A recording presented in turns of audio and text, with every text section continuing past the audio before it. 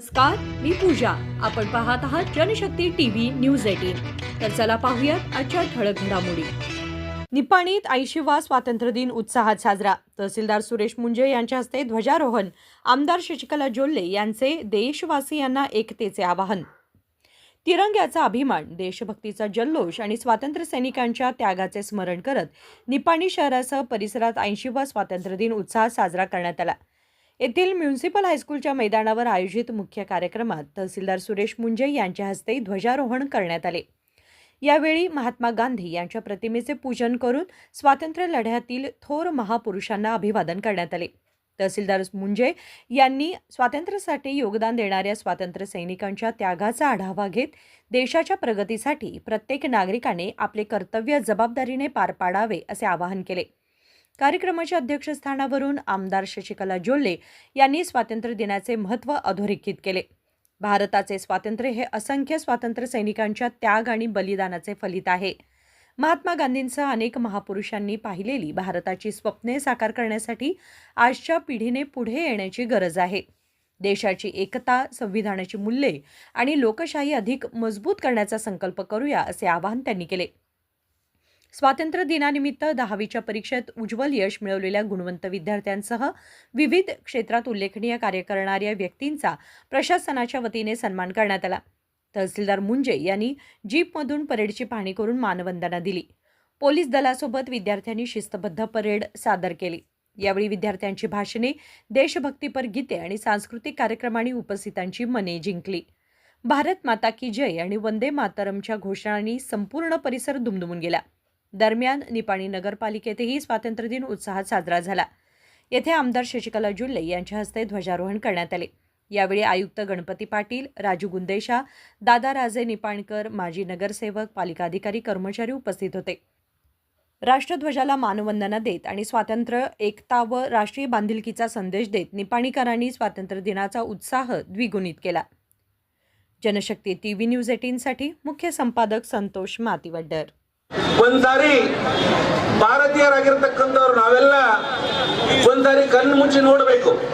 ಆ August 15, 1940, August 14, 1947ರ ಮಧ್ಯರಾತ್ರಿಯನ್ನ ಒಂದ್ಸಾರಿ ನಮ್ಮ ಕಣ್ಣು ಮುಂದೆ ತೆಗೆದುಕೊಂಡು ನೋಡ್ಬೇಕು ಎಲ್ಲರೂ ನಾವು. 1947 ಆಗಸ್ಟ್ 14ರ ಮಧ್ಯರಾತ್ರಿ ಭಾರತದ ಕೆಂಪು ಕೋಟೆ ಮೇಲೆ ಆಂಗ್ಲರ ಧ್ವಜ ಹಾರಾಡ್ತಾ ಇರುತ್ತೆ. ಆ ಆಂಗ್ಲರ ಧ್ವಜ ಕೆಳಗಿಳಿತಕ್ಕಂಥ ಒಂದು ಸೂಕ್ಷಣ, ಆ ಸೂಕ್ಷಣದ ಸಾಕ್ಷಿಗಳೆಲ್ಲ ನೀವುಗಳೆಲ್ಲ ಇದೀವಿ. ಈಗ ಆ ಒಂದು ಗಳಿಗೆ ಒಂದ್ಸಾರಿ ನಮ್ಮ ಕಣ್ಮುಂದೆ ಬರಬೇಕು. ಆಂಗ್ಲ ಧ್ವಜ ಕೆಳಗಿಳಿತಾ ಇದೆ.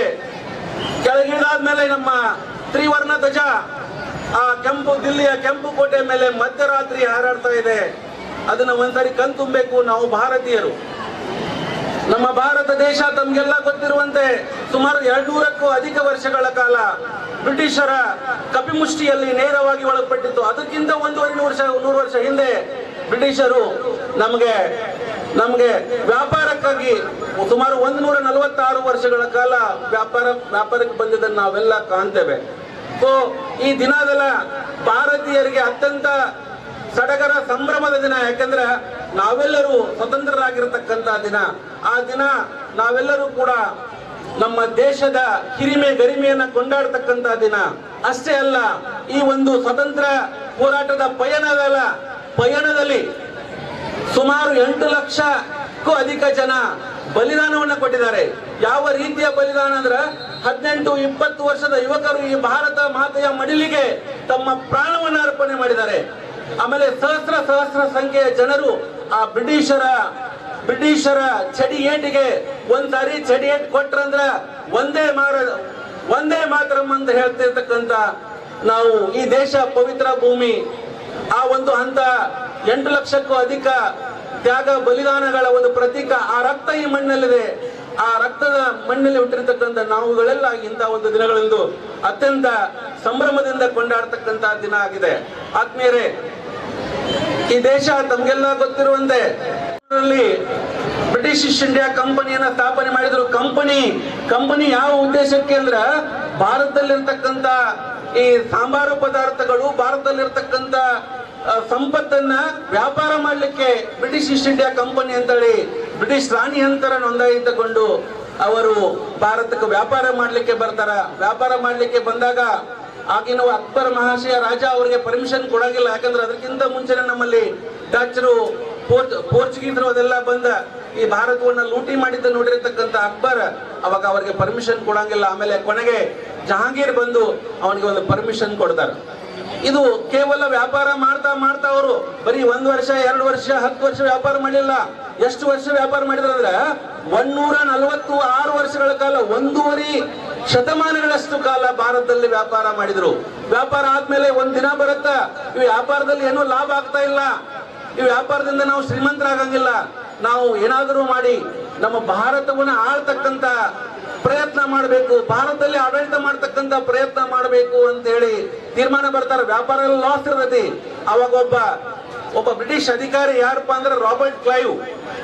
ಏನಾಗತ್ತಂದ್ರ ನೀವೆಲ್ಲ ಕಂಪನಿ ಲಾಸ್ನಾಗದ, ನೀವು ಕಿತ್ಕೊಂಡ ಬ್ರಿಟನ್ಗೆ ಬರ್ರಿ ಅಂತಕ್ಕಂಥ ಕರೆ ಸಂದರ್ಭದಲ್ಲಿ ರಾಬರ್ಟ್ ಕ್ಲೈವ್ ಏನ್ ಮಾಡ್ತಾನಂದ್ರ ಈ ಬ್ರಿಟಿಷರು ಮತ್ತೆ ಬಂಗಾಳನ ನವಾಬ್ ಆಗಿರ್ತಕ್ಕಂಥ ಸಿರಾಜುದ್ದೌಲನ ಮಧ್ಯೆ ಒಂದು ಯುದ್ಧ ಮಾಡ್ತಕ್ಕಂಥ ಪ್ರಸಂಗ ಬರುತ್ತ.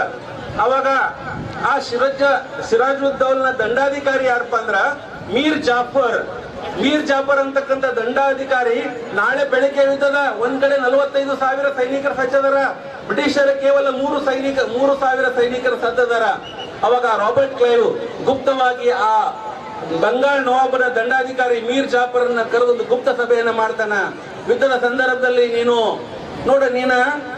ಯುದ್ಧ ಗೆದ್ರ ಸಿರಾಜುದ್ದೌಲ ರಾಜ ಆಗ್ತಾನ, ಒಂದ್ ವೇಳೆ ಸೋತಂದ್ರ ಬಂಗಾಳ ನವಾಬ ಯಾರಾಗ್ತಾರ, ನೀನ ಬಂಗಾಳದ ನವಾಬ್ ಆಗ್ತೀವಿ, ಮೀರ್ ಜಾಫರ್ ನಿನ್ನ ನಾವು ಬಂಗಾಳದ ನವಾಬ್ ಮಾಡ್ತೀವಿ ಅಂತ ಆಶೆ ಹಚ್ಚಿ ಆ ಮೀರ್ ಜಾಫರ್ ಆ 1757 ನಡೆದಿರ್ತಕ್ಕಂಥ ಪ್ಲಾಸಿ ಕದನದಲ್ಲಿ ಏನಾಗತ್ತಂದ್ರ ಮೀರ್ ಜಾಫರ್ ಆ ಸಿರಾಜುದ್ದೌಲನಿಗೆ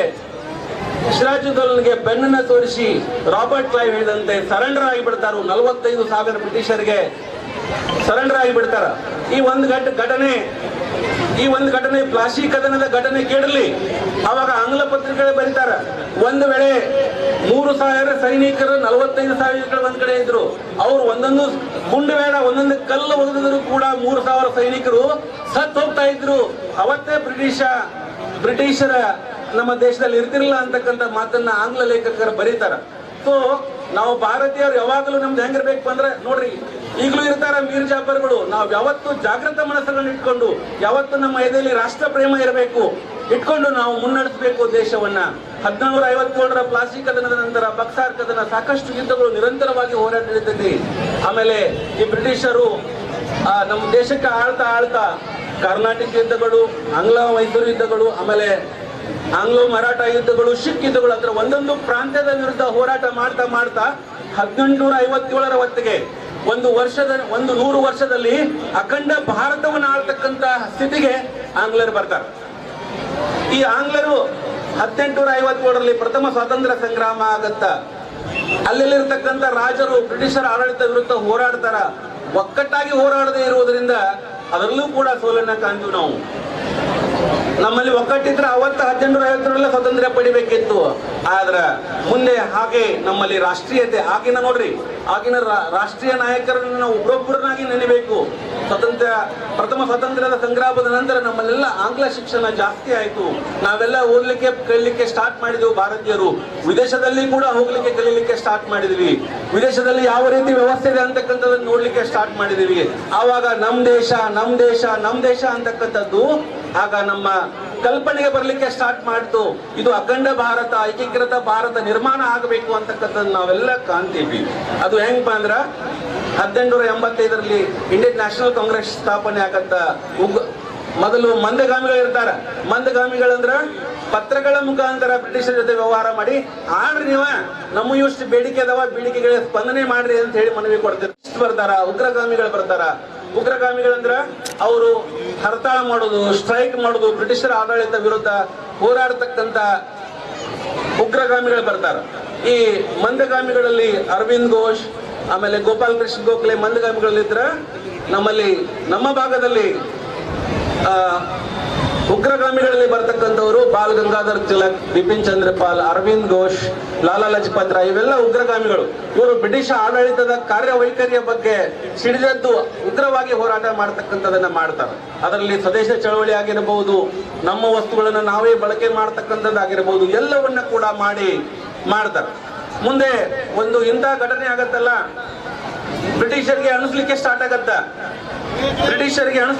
ಆಗತ್ತ ಈ ದೇಶವನ್ನ ಆಳುವುದು ನಮಗಿನ್ನ ಕಷ್ಟ ಅಂತ ಹೇಳಿದ್ಮೇಲೆ ಅವರು ಏನು ಈ ಚಳವಳಿಗಳಾಗ್ಲಿಕ್ಕೆ ಪ್ರಾರಂಭ ಮಾಡಿದ್ವಲ್ಲ, ಆಗ ಇನ್ನೂ ಉಗ್ರವಾಗಿ ಭಾರತದ ಮೇಲೆ, ನಮ್ಮ ಮೇಲೆ ಪ್ರಹಾರವನ್ನ ಮಾಡ್ತಕ್ಕಂಥ, ನಮ್ಮ ಮೇಲೆ ದೌರ್ಜನ್ಯ ಮಾಡ್ತಕ್ಕಂಥ ಕಾರ್ಯವನ್ನ ಬ್ರಿಟಿಷರು ಮಾಡ್ತಾ ಹೋಗ್ತಾರೆ. ಒಂದು ಮುಖ್ಯ ಘಟನೆ,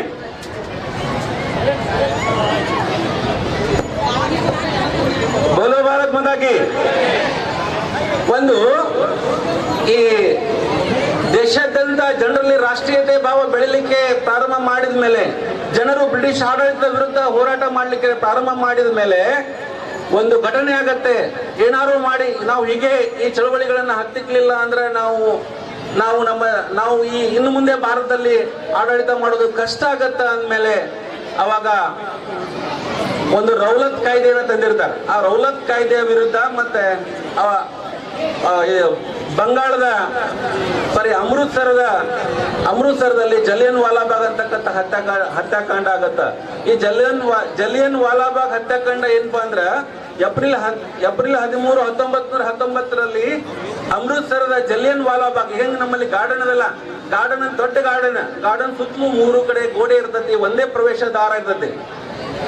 ಅವಾಗ ಜನ ಅಲ್ಲಿ ರೌಲತ್ ಕಾಯ್ದೆಯ ವಿರುದ್ಧ ಮತ್ತು ಅಲ್ಲಿ ಸೈಫುದ್ದೀನ್ ಕಿಚಿಲು ಮತ್ತು ಸತ್ಯಪಾಲ್ ಅಂತಕ್ಕಂಥವರ ಬಂಧನವನ್ನ ಪ್ರತಿಭಟನೆ ಮಾಡ್ಲಿಕ್ಕೆ ಅಲ್ಲಿ ಪ್ರತಿಭಟನಾಕಾರರು ಮತ್ತೆ ಜನ ಸೇರಿರ್ತಾರೆ. ಜೊತೆಗೆ ಆ ಬೈಸಾಖಿ ಅಂತಕ್ಕಂಥ ಹಬ್ಬದಲ್ಲಿ ಸಾರ್ವಜನಿಕರು ಕೂಡ, ಆ ಹೋರಾಟಕ್ಕೆ ಸಂಬಂಧ ಇರ್ತಕ್ಕಂಥವರು ಕೂಡ ಸುಮಾರು 7ರಿಂದ 8 ಸಾವಿರ ಜನ ಸೇರಿರ್ತಾರೆ ಅಲ್ಲೆಲ್ಲ.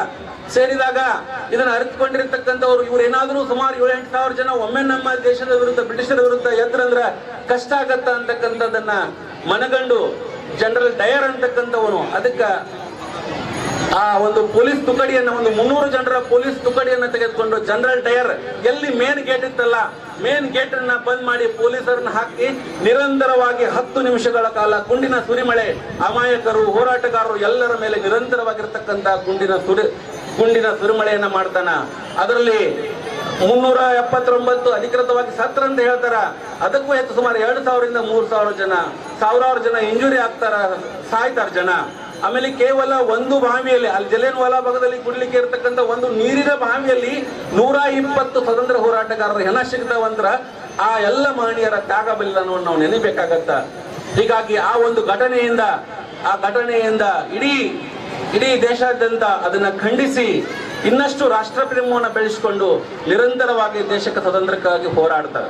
ಅದರಲ್ಲಿ ಮುಖ್ಯವಾಗಿ ಮಹಾತ್ಮ ಗಾಂಧೀಜಿಯವರು ಏನಪ್ಪಾ ಅಂದ್ರ, ಅವರು ಆ ಇಂಡಿಯನ್ ಬ್ರಿಟಿಷರ ಒಂದು ಇದನ್ನ ತಿಳ್ಕೊಂಡಿದ್ರು, ಇಂಜಿನಿಯರಿಂಗ್ ಅನ್ನ ತಿಳ್ಕೊಂಡ್ರ. ಅಂದ್ರ ಬ್ರಿಟಿಷರು ನಮ್ಗೆ ಬಂದಿದ್ದು ವ್ಯಾಪಾರ ಮಾಡ್ಲಿಕ್ಕೆ, ನಮ್ ಜೊತೆ ಮಾಡ್ಲಿಕ್ಕೆ ಬಂದಿಲ್ಲ. ಬ್ರಿಟಿಷರು ನಮ್ ಜೊತೆ ಮಾಡ್ಲಿಕ್ಕೆ ಬಂದದ್ದು ವ್ಯಾಪಾರ. ಮತ್ತೊಂದು ಅವ್ರ ಮೇಲೆ ಕಣ್ಣಿರೋದು ನಮ್ಮ ಮೇಲಿನ ಸಂಪತ್ತಿನ ಮೇಲೆ.